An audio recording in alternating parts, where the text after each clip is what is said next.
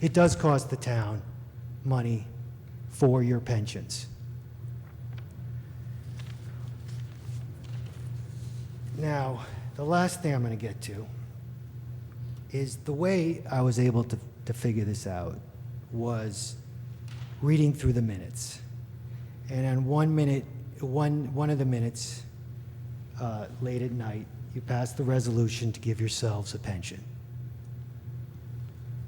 as a resolution. And then about three resolutions down, you agreed to pay Lauren Jones the legal fees. And you do it under the indemnity of public officials and employees. And there's just no way that's an indemnity. When somebody sues the town, you don't indemnify the plaintiff. It's right here in the law. It's only for defense. But you do whatever you want. And I'm not individually, I don't know who was there, and I don't really care. But you do willy-nilly whatever you want. And I don't understand how you think that the people down there are going to respect you when you make up your own laws. There's no provision for a pension in the charter. Read it. It's salaries. Council may determine the annual salaries by ordinance. You have a pension by resolution. I don't think you have the guts to put it in an ordinance. Put it in an ordinance. It says here in the charter you have to put it in an ordinance. There's no ordinance for salaries. There was a temporary ordinance.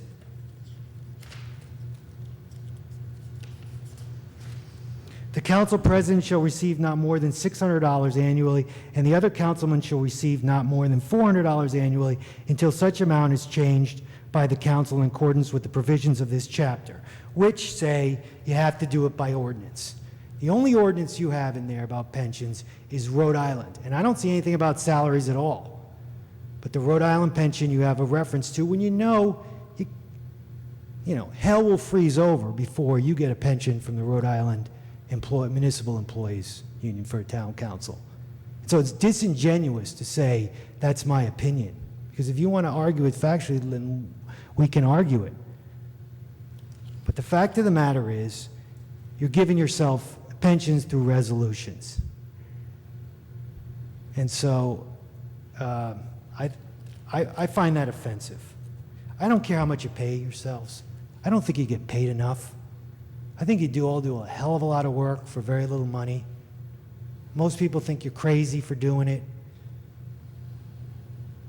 But could you do things in the light of day, not resolutions? Follow your charter. I don't like that. I went to school at State Street, and there was Agnes King was there, Florence Kennedy, Ella Solodvicic, and Councilman Carson. And they were strict. And they raised a whole generation of kids that I still in contact with some of them, good people, because they were not just educating us, but they were teaching us how to be citizens. They were strict, but they were fair. And there was a line that they drew. And on one side of that line was right, and one side was wrong. And you didn't have any question about what side you're on. Now, I know things get a little complicated when you get out of elementary school, but still, if you want a pension, pass an ordinance and give yourself a pension. If you want a salary, pass it. But 10:47 at night or later, you're passing a resolution to give yourself a pension. No debate, nothing. I find that offensive.